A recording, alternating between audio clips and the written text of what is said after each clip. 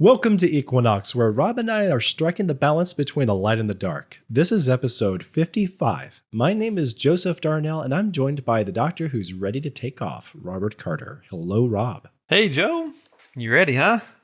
Yes, I've always wanted to co-pilot a podcast, and I think you'll make an excellent captain. I'm trying to think of a pun, and I can't. And you just did three. I wish I was good with puns. I think this is my moment. I didn't know I was meant to be a punator. Okay, I'm broken now. I can't do it anymore. So we were talking about, in the spirit of good topics, what should we talk about this week? And we want to chew the fat a little bit before we get to the main topic, but it occurred to me, Rob, I would like to do a topic that mattered to people at large. It was a little timely. And I felt like flying was one of those, because this is the season that more people are picking up flying again. They're going to go out flying for this and that. So while that was on everybody's mind, I thought we should talk about it. I like this. I just had my first flight in over a year just last weekend. Sweet. Well, where did you go? I went to Arizona Christian University in Phoenix for the Creation Research Society Board of Directors meeting, because I am on the Board of Directors of the CRS. How long? I think 7 years, I think. Very nice. Yes. So how did it go? It went great. We're in a good position. We just sold our property in northern Arizona and relocated towards the south. Basically downhill, so low elevation. Phoenix is very hot. It's not up in the air.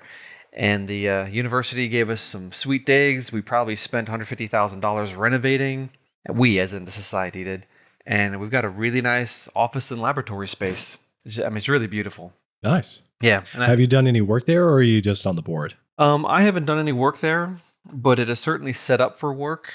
There's two main research projects that they're pursuing. One is called iDino, where they are looking at soft tissue and dinosaur bones. I know Brian Thomas at ICR just got his PhD actually in soft tissue and dinosaur bones, and he's been working with Kevin Anderson, who's the COO and laboratory manager there. And there's another project. So basically, the lab's split in half, and they're going to dedicate each half to one project. The other project is called eKinds, and they're trying to do genetic analyses to determine God's created divisions.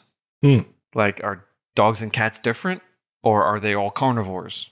Yeah, I see what you mean. Panda bears and black bears, or panda bears were black bears? Those sorts of questions are being asked. We were just talking about bears on another talk show that I did for the ministry. I think it was with you last week or the week before. Then I was listening to another podcaster who's a photographer, and he mentioned that polar bear's fur is not technically white. It is transparent. But because of the thickness of the fur and the light hitting it, the reflections of the environment, things like that, casting shadow, it has the appearance of being white. I thought that was fascinating. Think of a sand grain. Quartz is clear, but beaches are not clear. They're white. So is that pretty much true of all sand? They're all clear? No, depends. Because I just assumed that some of them would be like murky or cloudy. Yeah. There's all sorts of impurities that can happen, but a pure white sand is really pure quartz, and it's white because the light just bounces around randomly in there. It doesn't pass through. There's too many little angles and things to refract off of. Is ordinary quartz harder than ordinary glass? Is there sort of a ratio? Is quartz typically more durable because it's a natural solid? I cannot answer that question. Way to go, Joe. You stumped me. Dun, da, da. I gotta ring a bell. There's got to be like sort of a scale of like generic crystal quartz is, tougher than average glass, but Gorilla Glass is 10 times tougher than quartz. There are so many different types of glass that I don't actually know. And I imagine there's several different types of quartz also. So beats me. I don't know what the Mohs hardness scale is for quartz versus glass. Okay. Well, welcome back to Georgia. How was your flight? It was okay. But, flying to Arizona, they're on California time. There's a 3-hour time difference. So the worst part about going west is you wake up 4 hours before breakfast. That is pretty tough. That's hard, very man. Tough. Well, by then, breakfast is technically lunch. Yeah, pretty much. So, I got up and had about 3:30 in the morning there and had a snack bar and drink of water, and then waited for sunrise, and then went outside for a little while, and then twiddled my thumbs working on stuff, and then the meeting started. You know, I'm very thankful I don't have to travel much for my job, but I have enjoyed flying every time I did it. So if my job eventually required it, I would not be opposed to that. There was this one time that a producer wanted my brother and I, when we were filmmakers together, to fly out to the Middle East because they thought they had found a very important archaeological discovery and they wanted to chronicle it. They wanted a documentary. And we started looking at what it would entail and what kind of equipment we would need. We may be facing all kinds of weather and need just an incredible amount of battery power supply. We came really close to doing it. They eventually postponed it because at the time in the Middle East, it was not safe. But I thought about that and counted the cost. And I was like, you know, if I do this, this will be the trip of a lifetime. Sure would have been. I think I'd be up for it. Well, it could can still you tell happen. me what country it was in? It was going to be in the area of Ararat. All right, cool. The mountains of Ararat, if anybody knows what that's about. I love traveling. It's just fascinating. The thing is, the biggest pet peeve I have right now is everyone has devices and the screens on the back of seats. If your window is open, the person next to you will always ask you to close your window. And I like looking out the window and looking for like meandering rivers and mountains and, you know, whatever else I can see out there. I love staring out the window. Yes. But the only time I close the window is overnight. During the day, it's got to be open. Why at night? If the moon is, you know, just bright enough or something like that and people are trying to sleep and it's just distracting. Nonsense. do you sleep with the windows or the blinds and the curtains drawn? Like what, at home? Yeah. Well, my bedroom window is looking at trees and there aren't any street lights. So yeah, my blinds are open. I keep the window nice and clean, so I'm looking at trees. No, I can't do that. I got to draw all the blinds. I got to close the curtains, shut the door, batten down the hatches. Oh no, I make sure it's dark, but I would love to just sleep outside, but I'm not, I'm not man enough to do that anymore. Yeah, it's unsettling to me. You know what we have around here are these birds, and I don't understand why, dude. I'd never found this at any other place I lived in Georgia. There are birds all over the place that are chirping at 6 o'clock in the morning, and they're just going to town, flocks of them. And I got my sleep noise fan machine just loud enough to drown out the birds, and I don't ever notice them unless I get up to use the restroom. But I get up and I'm like, what are they doing out there? They're insane. I would be persuaded that the reason you hear the birds is that you're already waking up. That they wouldn't wake you up. Is the sense of hearing more acute at the time? No, it's just time to get up, so you're hearing things. Oh, okay. When you're asleep, you're dead sense. To the world. You wouldn't notice any birds chirping. I think. I believe. I'm not you. I don't know. But see, I feel... My internal clock does funny things. It could have been that. But I sleep like someone hit me with a brick. I used to. I miss those days. Well, I still do. I don't bounce out of bed like I used to when I was younger. I slowly wake up. But man, when it's time to go to sleep, wham, I'm done. Are you okay sleeping on while you travel, using a hotel or wherever you happen to find yourself? No, not usually. That's harder for me too. Yeah, well, especially because usually I get to a hotel after doing an evening event and my adrenaline's all like peaked and crashing and I'm hungry and I'm stressed and sleeping is not easy at that point. Mm-hmm. And I don't sleep on airplanes. And I don't know why. I have flown across the ocean. Let's see.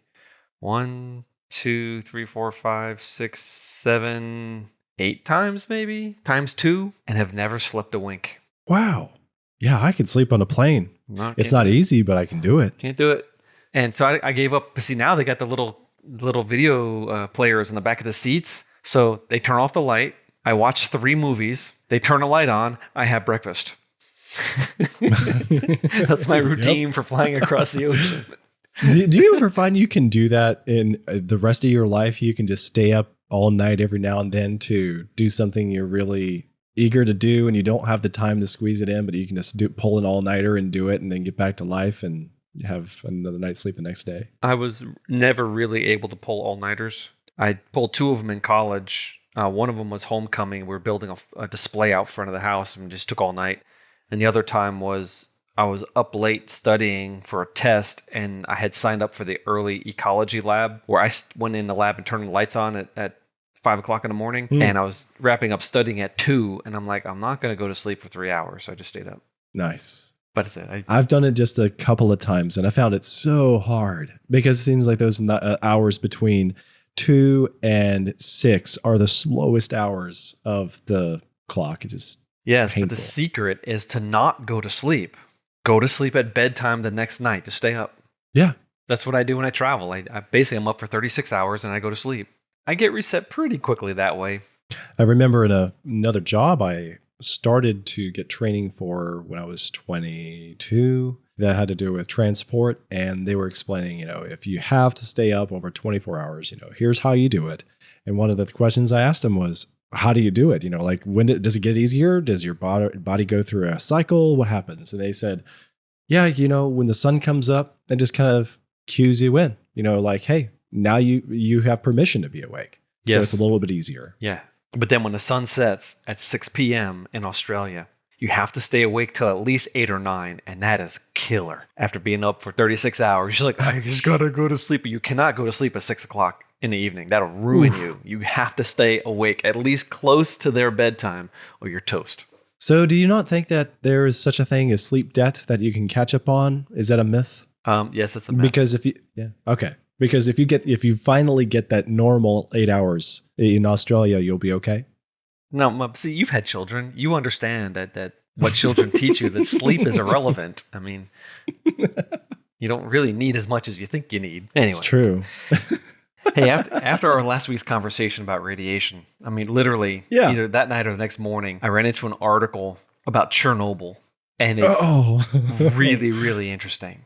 Yeah, touch on it. There was this thing called the elephant's foot, which was basically a blob of melted molten slag that had sunk through different basement levels and finally came to rest like on the last basement level. Have gone through that, it would have gotten into the water table. But the elephant's foot was rock hard. Oh. And it's no longer rock hard. What?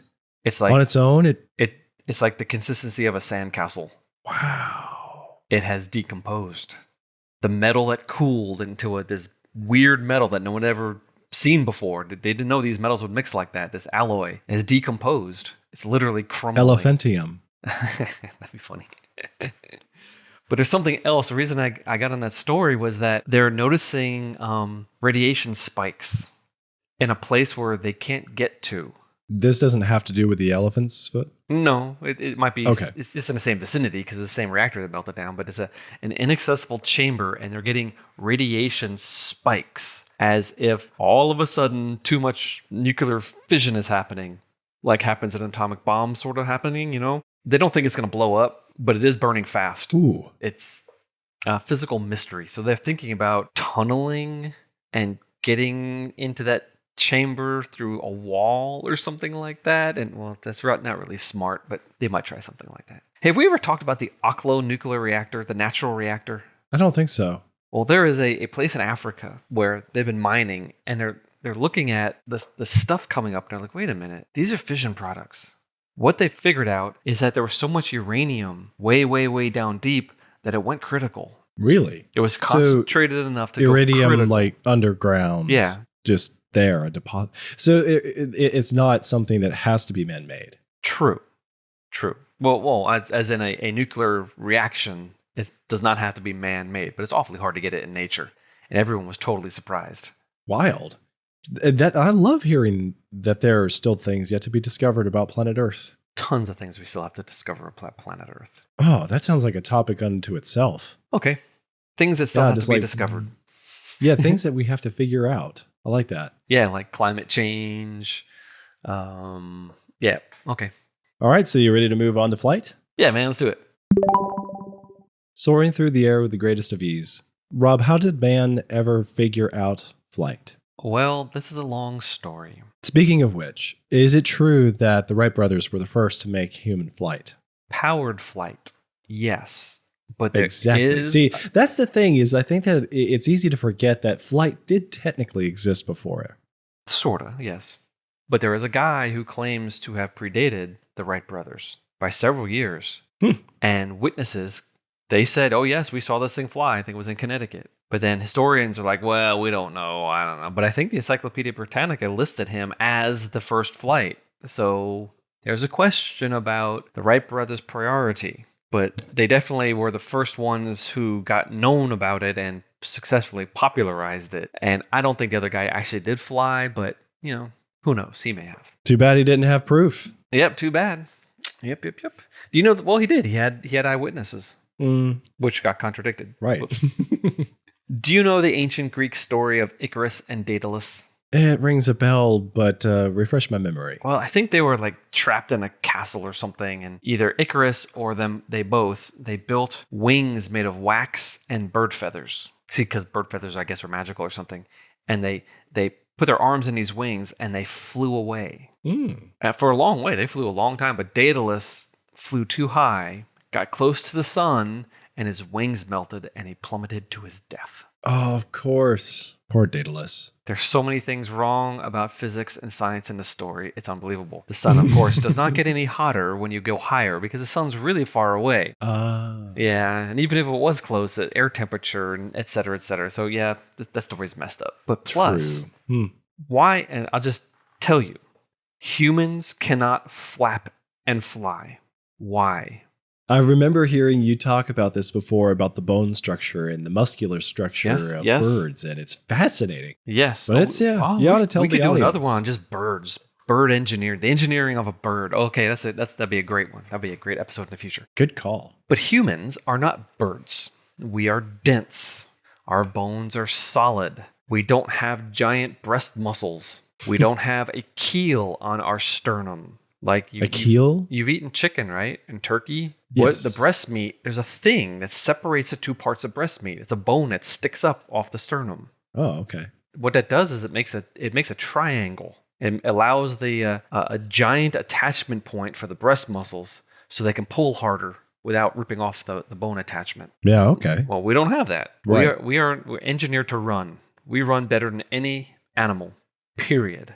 Wow. No animal can run a marathon. Interesting. Wow. They could do a lot of sprints. They can sprint. Even the fastest, huh? But a human can run down any animal given enough time. If we just keep running. Fascinating. Keep running. Because most animals don't sweat. We have great temperature, thermal regulation. But that's another story for another day. Right. We're talking about flying. Icarus and Daedalus is an impossible story. There are other mythologies, Alexander the Great getting 4 griffins, and the griffins fly him around the kingdom as he's sitting on his throne, etc. Things like that. No, didn't happen, can't happen. Well, speaking of both of those examples, they do sound like fantasy or mythology, whereas if you think about the accounts of a flood and Noah's Ark-like story, they read a little bit more like history, even if they're different in details from different cultures. So is there anything like that resembles human flight from a bygone time where they figured out how to make a contraption, even if it was like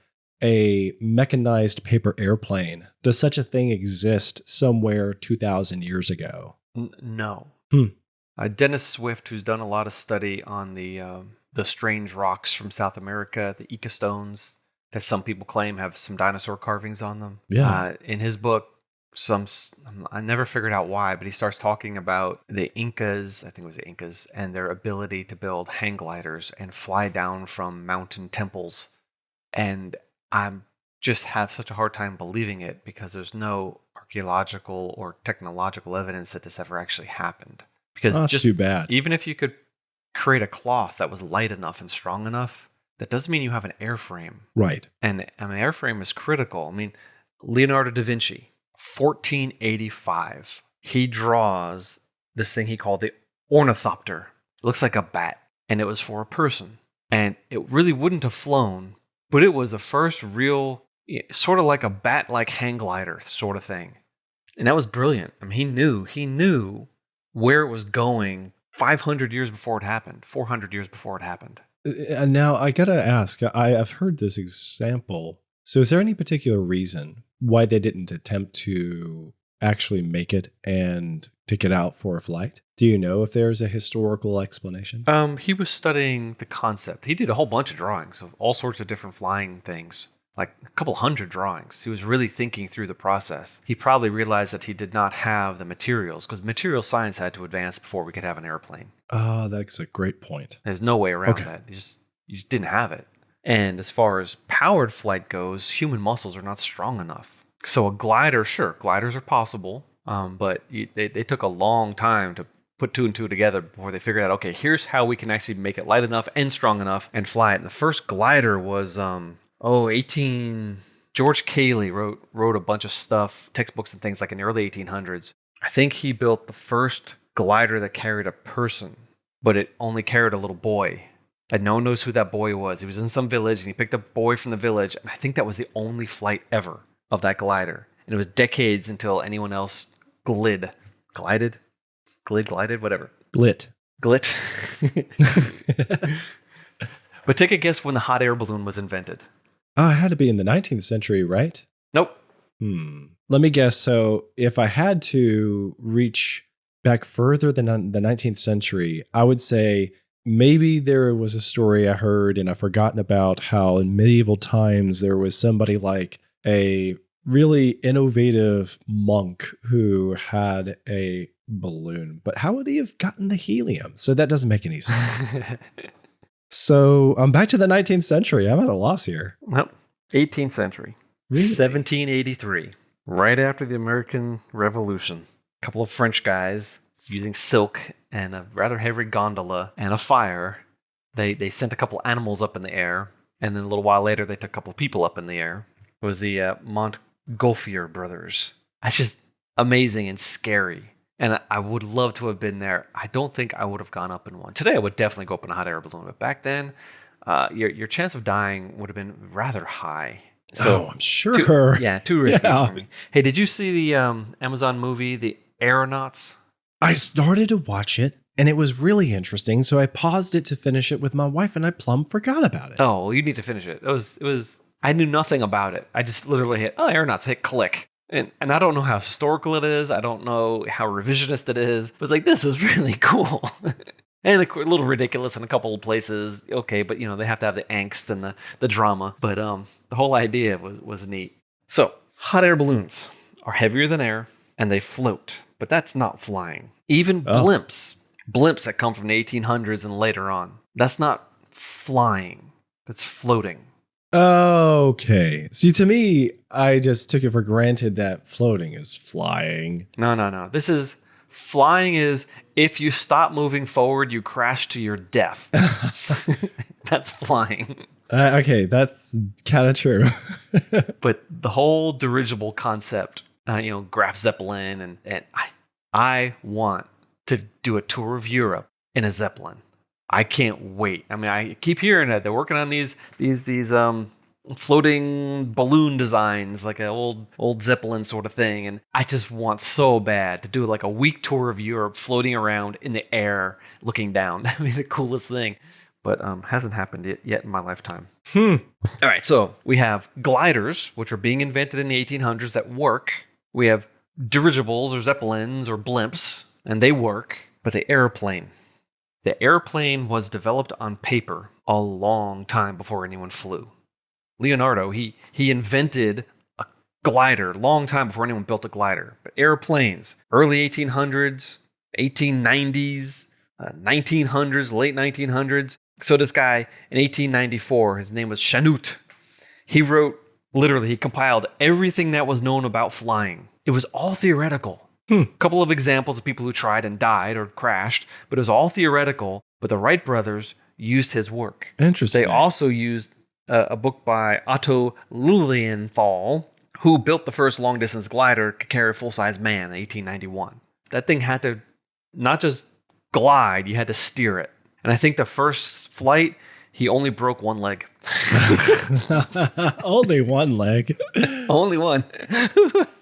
So sorry. Wow. Not supposed to laugh hysterically or maniacally. And see, that's when most people would say, yeah, this can't be done without physical injury and mayhem and premature death. Yeah, but the way that worked, he's sort of like hanging from the glider, like his waist is at glider level and his legs are dangling below it. So I guess the thought was when you get to the end, you can like run real fast and stop yourself. But yeah, I don't think it's that easy. Anyway, he only broke one leg. That's 1891.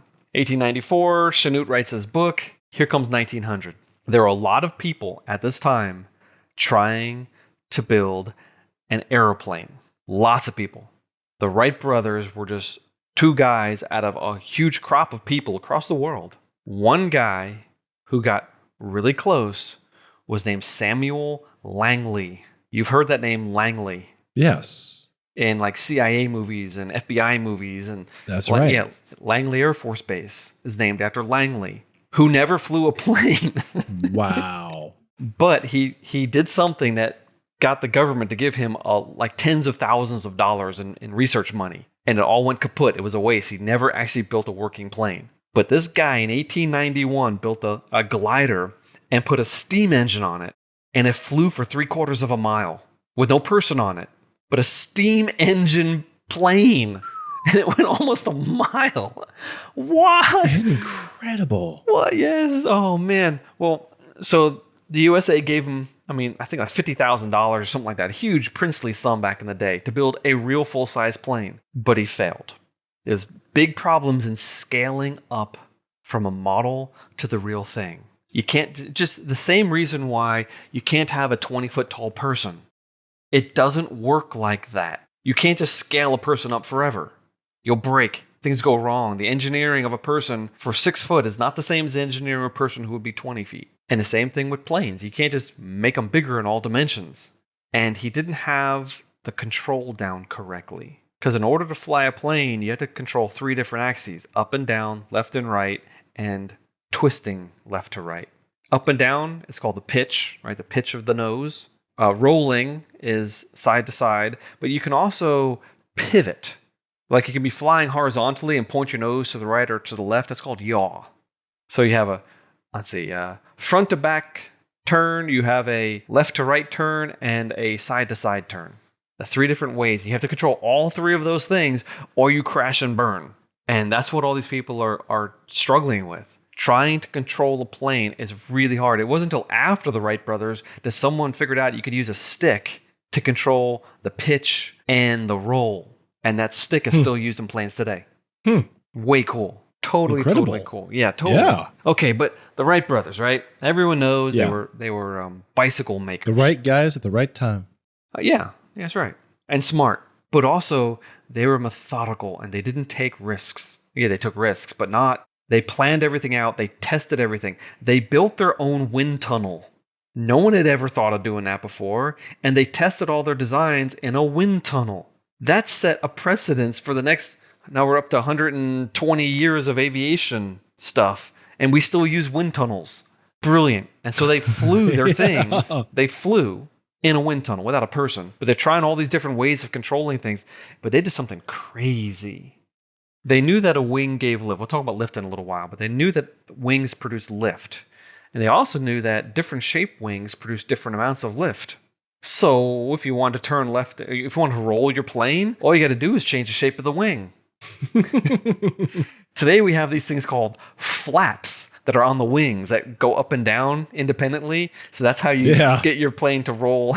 But oh no, they changed the shape. They flexed the wing to change that. That is impressive, if I may say so. Are you crazy? Yeah. But looking at birds do that. Oh, well, I mean, if birds do it, the Wright brothers were on, that train of thought. So, 1903, the Wright brothers leave Ohio and they go to Kitty Hawk, North Carolina. What a cool name. Now, we were talking in the hallway today about why they went to Kitty Hawk. The reason they went is because they needed steady winds. They needed to practice. They needed a nice breeze that's blowing in one direction. See, if I was them, I would have built a plane where you could tie it, like put a rope 100 feet out and put a stake in and let the wind blow and lift your plane up and fly while you're tied down. But they didn't do that, but that's what I would have done if I could have. Makes sense. But they needed good winds, open fields, and Kitty Hawk, I don't know why there, but they picked that place and they did it. First flight was 120 feet. Whoop-de-doo. Hey, that's way more than we had ever done before. That's right. But that plane weighed 605 pounds. Oh. That's part of the problem, eh? Hot air balloons, they don't weigh anything, right? Dirigibles, blimps, they don't weigh anything in the air. But the plane was 605 pounds. And the coolest thing, I think the best thing about their story, they were looking for an engine. And they knew, because other people had already written about power to weight ratios, they needed a high power, lightweight engine. And it didn't exist. So they made their own. They made a gasoline engine that didn't exist. They built the thing. What? Hey, Joe, if I said, hey, you need to build a new engine for your car. Go ahead, man. Good luck. Yeah, sure. Right. That's right. But they had one of the strongest engines ever made, 12 horsepower.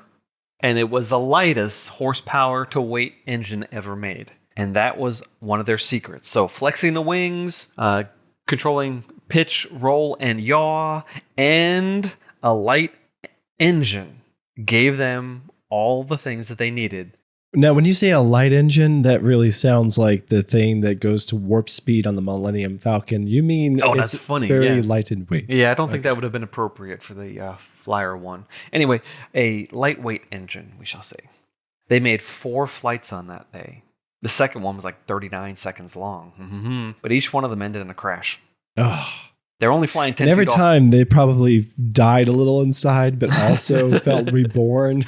Like, let's do it again. Reload. The plane, it didn't die. But they were flying really close to the ground.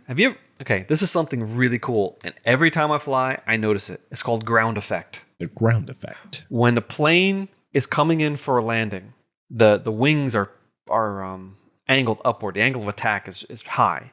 And it's kind of like coming down, and there's a bunch of air being pushed underneath the wing. When the wing gets close enough to the ground, the air hits the ground, and it cushions the plane. The plane literally, boop, you can feel it. You can look out the window and you can feel the cushion of air under the wings as it gets trapped between the wing and the ground. It's called ground effect. There was a massive Soviet plane that was designed to fly across like the Black Sea or the Caspian Sea, maybe even Aral Sea. I don't remember which one it was, but it never got up in the air. It was just huge, and it flew on ground effect the whole way. Crazy. Anyway, they're only 10 feet over the ground, and if anything went wrong, they had no time to correct it. Hence, they hit the ground 4 times. Well, they said, yeah, we did it. So they took their plane apart. They went back to Ohio, and it was a couple years before they flew again. And then it was a couple years before they flew again. In 1905. Now, the reason I'm focusing on the 1905 was because 6 years later, the first military use of an airplane was going to happen. Literally, the first bombing run in an airplane was 1911. Wow. That didn't take any time at all, really. None at all. So in 1905, Wilbur flew for 39 minutes, and he went 24 miles. That's over 60 miles an hour. He just made circles around a field for 24 miles until he ran out of gas. And then he safely landed his plane. Wow. So I don't know if I've heard anyone bring this up before. Were the Wright brothers in it for fame, glory, recognition, history, or would you say, was it because they had the inventor's motivation and spirit? Was it they wanted to become filthy rich? Or was it all the above? Did they see this as a business? What was going through their head? I can't tell you. That's an interesting question. I imagine that they were just doing what was in front of them to do, and it was amazing and fun, and they just had this maniacal passion, and so they just ran with it. Now, they did get famous, and they did start businesses afterwards. Wilbur is not going to live very long. He's going to die in a plane crash in 1912. Orville will go on and start a business. I guess he made money. I'm not sure what happened to his business, but he got eclipsed by a lot of other people because once they did it, everyone else figured it out, and no one built a plane like the Wright Flyer again. It was just crazy. But after that flight in 1905, they took the plane apart because they didn't want other people to see it and steal their ideas. And they wouldn't fly for another 3 years. I mean, it's like, in exponential growth in math, where the curve just curves upwards really quickly. Yeah. But at the beginning, it's like, it's not growing. Like my bank account. Or the old, the guy who the king said, "What can I give to you?" He goes, "Oh, king, just put a penny on the first square of a chessboard, and then 2 pennies on the second square, and 4 pennies on the third square, and 8 pennies on on the next square until the chessboard is filled up. And of course, that's more money than has ever been made in the world by the time you get to the 64th square. That's exponential growth is like that. And even though there's almost no flying happening in those early years, it's about to explode.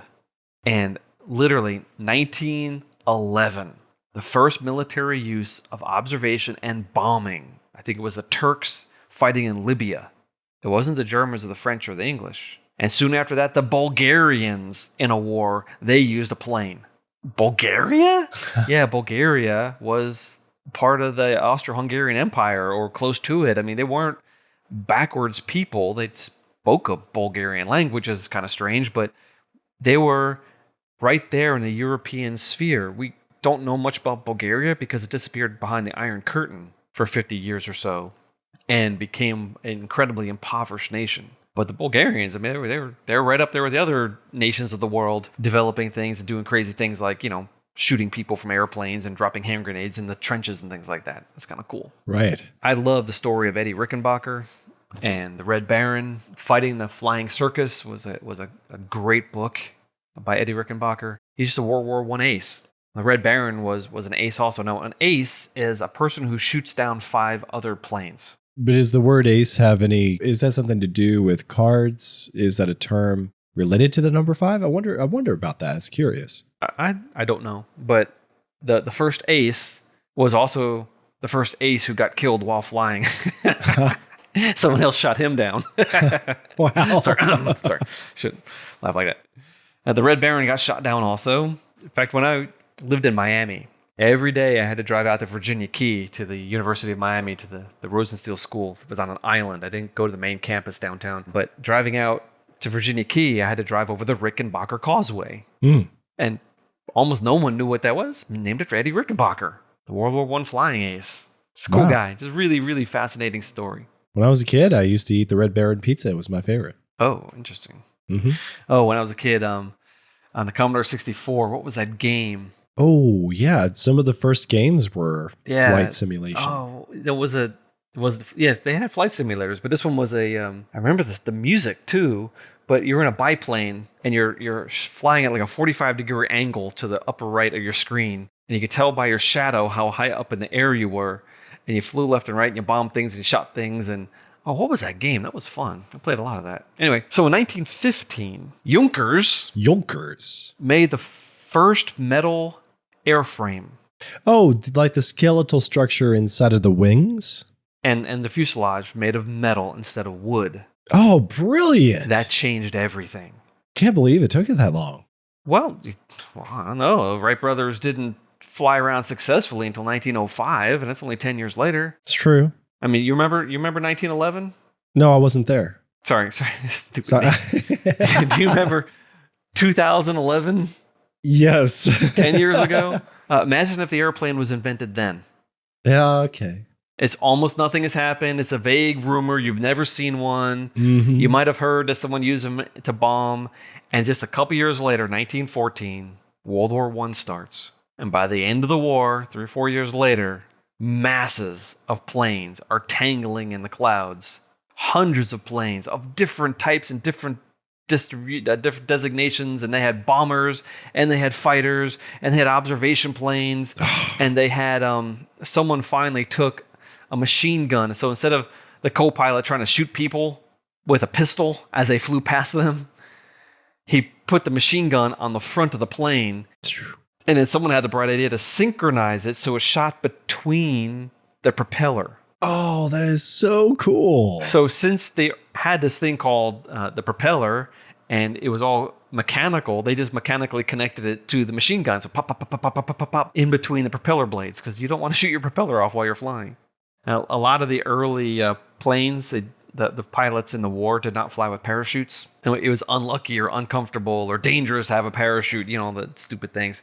Later on, of course, they said, falling to my death is no fun. But the worst thing, the thing that they were really scared of is getting burned to death while you're flying.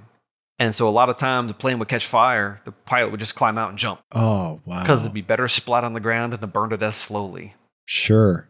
This raises a huge question. Who invented the parachute? Well, Google answers everything, right? Oh, yeah. Who invented the parachute? The first parachute jump was by Andre Jacques Garnier or something like that. It doesn't tell me. Over Paris. Paris does all that stuff. Leonardo da Vinci is on the list. No. Let's see. Some guy named Lenormand fashioned a parachute from 2 umbrellas and jumped from a tree.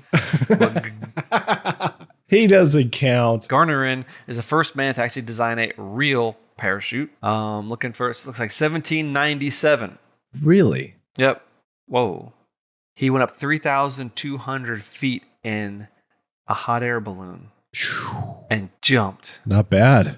But he didn't have he didn't have the little hole at the top that parachutes have, and so he oscillated wildly on his way down. And landed a half a mile away from where the balloon took off. Wow, 1797, the dude jumped out of a plane 3,000 feet. Okay, hey, I just learned something cool. Incredible. It never occurred to me that parachutes would have predated planes, but it makes sense now. And because what I was expecting you to say was, well, there was Mr. Parachute and he invented the parachute, and because they were trying to save lives from, planes. And it was like, that makes total sense. I did not expect it to be before the plane either. I figured it would have been 1900s. I had no idea it was the 1700s. That's cool. That is. People are nuts, man. Nuts, crazy people. Lazy genius right there. The metal airframe is necessary for attaching things like jet engines. Even in World War II, we were still building some planes with mostly wooden parts. That's because it just saved money. And especially toward the end of the war, Germany and things like that. I mean, they're trying to save money by not using a lot of metal. And a lot of wood went into airplanes, even late then. The first fighter jet was made in 1945 in Germany. Now, we knew about jet engines since the 1930s. And in America and other places were experimenting with jet engines. But the first functional fighter jet was in 1945. And the Americans saw it right, after all this fighting, and we're about to invade Germany, and this plane making this weird noise flies down the river that separated Germany from France. And that was the first time anyone had seen this in action. Incredible. So was the jet engine the kind that has the jet engine on the tail or also on the wings? Like, is that an option? I'm assuming it's either way. I've seen so many pictures recently of early jet planes. One of them had a really weird one sticking way off the back. That might have been a German design also, but it wasn't a fighter. Okay. I think the fighter had it on the wings. I think it had one on each wing. Don't quote me on that. I've just seen too many recently to remember which one was which. Okay. So America after the war is like, oh man, we need fighter jets too, and jet bombers. So we made a jet bomber, and it worked great, and we used it in Korea. In Korea was the first time that a jet bomber was shot down by a fighter jet. And all of a sudden, the area of jet, we need to do a show on the jet engine. Oh, yeah. Okay. Because then we can talk about the ramjet and the regular jet. And okay, yeah, all right. Fantastic. I love jet engines. They're really cool. Anyway, I don't know how far to go, and we could go in all sorts of different directions. There's one more thing we need to talk about: planes. Okay, we'll come back to that then. Okay. Let the audience join us for this little pause break. So, all right. Question, Rob, do you feel like you should turn this into a two-parter? Do you feel like you want to just make it another episode another week in the future, where you go into more recent history? What do you think? I think we can do other episodes on airplanes, airplane design, airplane history, airplane engineering, as we see fit. Awesome. I just wanted to basically lay out what I just laid out, which is a real simple history of how we actually got up in the air. Yeah. But there's one more thing to talk about, and I want to end the discussion of the airplane with a curveball that if people think they know how planes fly, I'm going to tell them that they're wrong. Okay. All right. Can I take a wild guess? Yeah.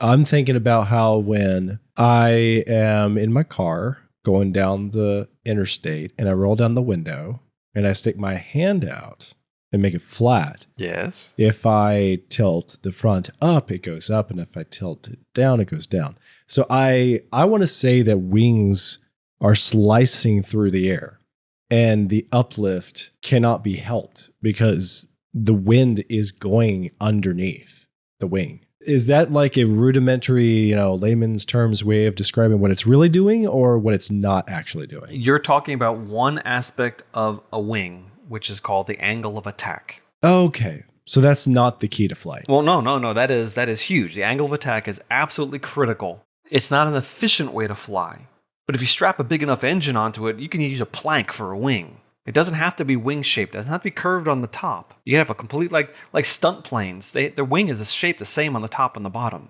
They're not very stable on purpose. They want to be able to do all sorts of tricks and things and flip and roll and stuff like that. But you don't need a wing shape to fly. You could have completely flat wings. As long as you have a powerful enough engine and you angle the wing up, you'll go up, or angle it down, you'll go down. That's the angle of attack. But why is a wing shape? What is that wing shape? It's flat on the bottom and curved on the top, and thicker at the front and thinner at the back. I would have just assumed that it was curved on the bottom as well. No. In fact, when I was a kid, my friend Brendan and I, we made boomerangs a lot, so several times. And to make a boomerang is really easy. You take a piece of wood, like a plywood, you cut it in boomerang shape, and then you sand down the top edges only. You leave the bottom flat and the bottom edge at 90 degrees, and the top, you sand them down to curve the top of it. I just thought manufacturers were lazy with boomerangs. I've seen that design before myself, and it never occurred to me that was for a reason. And when you throw it, you have to throw it with a curvy side on the top and the flat side on the bottom, or it'll crash. Okay. All right. Something every day. Let me describe how a boomerang flies.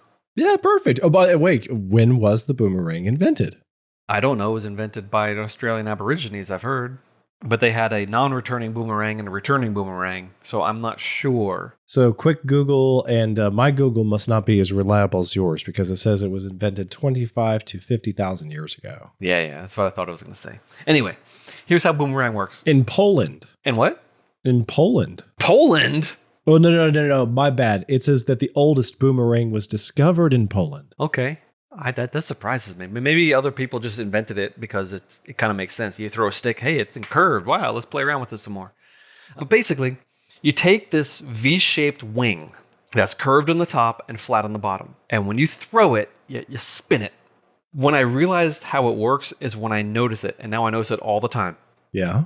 This thing is flying through the air. The top is generating lift and is rotating. But if you've ever taken a gyroscope that's spinning and you knock it, it always moves at 90 degrees to the direction that you knocked it.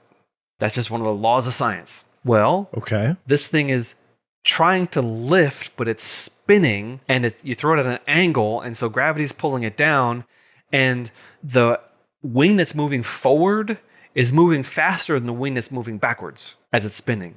Oh, okay. So it gets more lift on the outside and less lift on the inside, and it rotates up, but it can't rotate up because it's curving, because it's spinning. So it rotates the other direction and turns around and comes back at you. But if you look at a boomerang, the moment it turns, it is literally the bottom wing is not moving.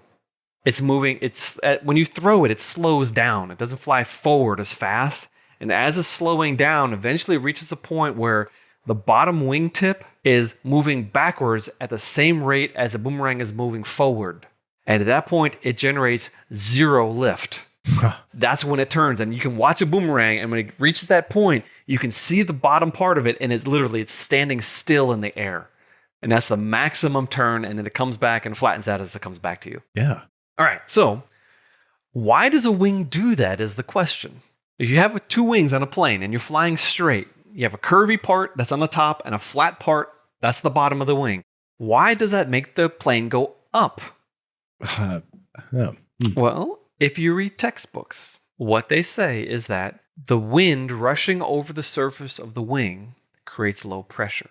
And the faster the air is going, the lower the pressure. And since air has to, from the starting point to the ending point, the air just on the bottom side of the wing has to go a couple of feet. But the air on the top of the wing has to go up and down. It has to travel further to get past the wing. So it has to go faster. So it creates low pressure on the back top side of the wing, and that's what lifts the plane up. Is that true? Don't know what to say. That is what everybody learns. Okay. I disagree. I know that what I'm about to say has the same force magnitude, so it's the same thing, but we know Newton's law. For every action, there's an equal and opposite reaction. If the plane is going up, something must be going down. And if you look at air flowing past a wing. At the backside of the wing, there's a huge poof of air that's shot downwards. It's the acceleration of the air downward that's the force that lifts the plane up. The reaction is to rise as it's forcing air down. That's really what's happening. And yet, most textbooks say it's low pressure is lifting the plane. No, it's the wing's actually forcing air downwards. Now, I'm sure that the aeronautical engineers, because we have thousands of them listen to our show, they're probably turning over right now in their graves even. Yes. And probably shouting at us over the airwaves. But that is my explanation of the history of flight and how a wing works. You don't need a curvy wing. You can have a flat wing. You can have a wing that's shaped the same on both sides if you want to fly upside down. But to go efficiently, you really want a curvy wing, and you want to have a decent angle of attack, etc., etc. Fantastic. That was really interesting. Cool, thanks. I have a few questions for you after we sign off, after the outro. All right. So thanks everybody for joining us on this quest. If you found this episode interesting in any way, consider sharing it with your family and friends. You can also get Equinox Plus, which includes bonus episodes if you want to hear more from us. That's available through our Patreon. The link to that is in the show notes. And just support us with $1 or $5 a month, and you get a new feed that's for Equinox Plus, which gives you the regular episodes plus the bonus material. More information from the link. This episode's link and show notes are available in most podcast players with the show, but you can also find them at nightowl.fm/equinox/55. And you should also check out Biblical Genetics, which is Rob's other project. Biblical Genetics is also available on Facebook and YouTube, where you can watch the videos and join the discussions in the comments. And if you want to catch me, I'm at JCS Darnell on Twitter, or take a listen to my other podcast, Hi-Fi, which is available at nightowl.fm/hi-fi. Until next time, goodbye, Rob. Goodbye, Joe. You've been listening to Equinox.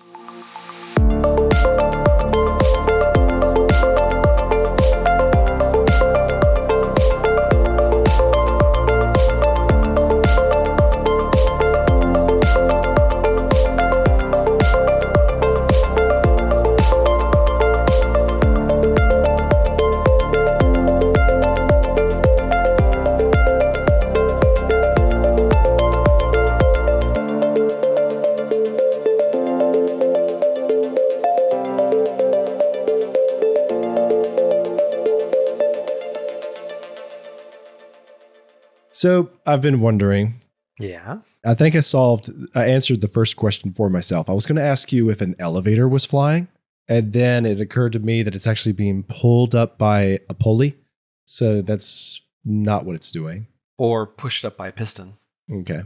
Then I thought, we were talking about boomerangs. We understand that those were not invented 25 to 50,000 years ago. Of course not. But then it made me think about frisbees and flying discs.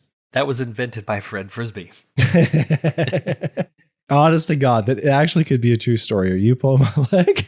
I'm assuming that's not true. I'm not. Okay. So when I looked it up, I looked up when were flying discs invented. I got the answer. This is what it says. That flying disc was Morrison's invention, first sold by Wham-O Toy Company, January 23rd in 1957 as the Pluto Platter. Pluto Platter. 57, that late. Wow. Then Wham-O changed the name to the following year as a misspelled homage to the popular New England pastime of tossing around pie tins from Connecticut's Frisbee Pie Company. So I did not realize that because one of my favorite films, Back to the Future, Part 3. Yeah? There's a point where Marty the one that went out west? That's the cowboy one? Yes. And Marty quickly reaches over and grabs the pie pan and throws it, and it hits Buford Tannen's gun so that he doesn't shoot Doc in the head. Yeah. I could totally see you doing that role, by the way. I'm a big Frisbee player, by the way. This is really kind of cool, learning this history. So there's no Fred Frisbee? Or was it Fred Frisbee's Pie Company? Fred Morrison was actually the guy's name. So the guy who invented he was Fred Morrison. All right, so I just learned something. I cannot say Fred Frisbee. He probably wouldn't like to call it GIF either. The Army looked at Frisbees as a weapon. Oh, what? because they can fly really far. Oh, yeah. You can throw a frisbee a lot farther than you can throw a hand grenade. But they gave up when they figured out that in order to throw a frisbee, you have to expose yourself to enemy fire. And it takes practice to be able to throw a frisbee really That's well. true. Like I used to be able to do. I'm an old man, I can't do it anymore, but I used to have a pretty good arm. And hand grenades, you can, you don't have to expose yourself at all. You just throw it over the wall. So no frisbees in the Army, sadly. So look at this webpage. If you happen to be at your computer or your web browser, join Rob and check this out because it's cool. The web address is aerobie.com. So that spells aerobie, aerobie.com. So yes, I used to be a big aerobie thrower. I've talked with the guy who invented these. You did? Small world kind of thing. This guy invented the aerobie flying discs. That was a very successful business for a good long time, if I remember right.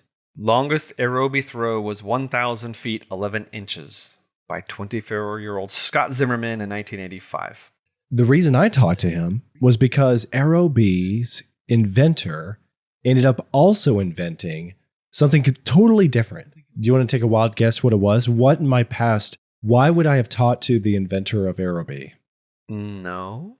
He invented a coffee press, the AeroPress.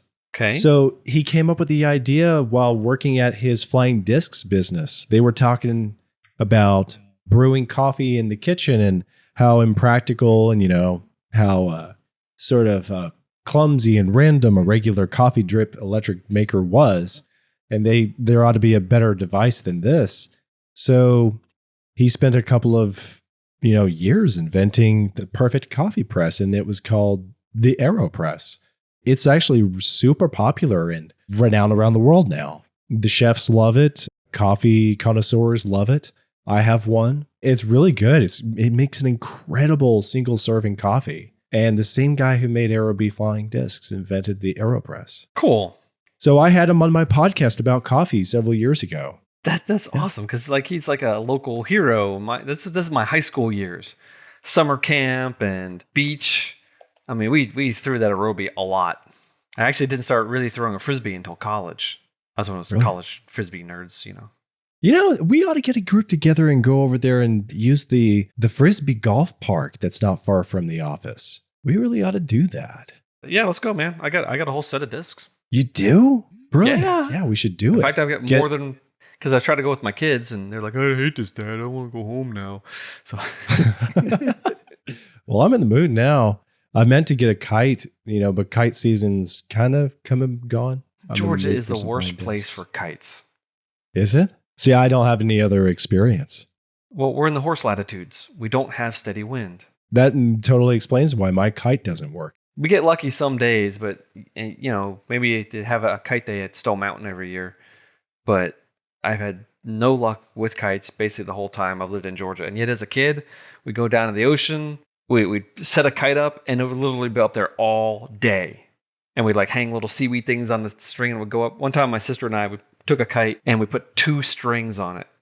Ran it out, tied a string to it, and ran that out. And it was this tiny little thing. It was way up in the air, and it was up there for hours. And then a string broke. And I have no idea where that kite went, but we never saw it again. But you can't do that in Georgia. I've never successfully been able to do it. Anyway. All right, well, good night, everybody.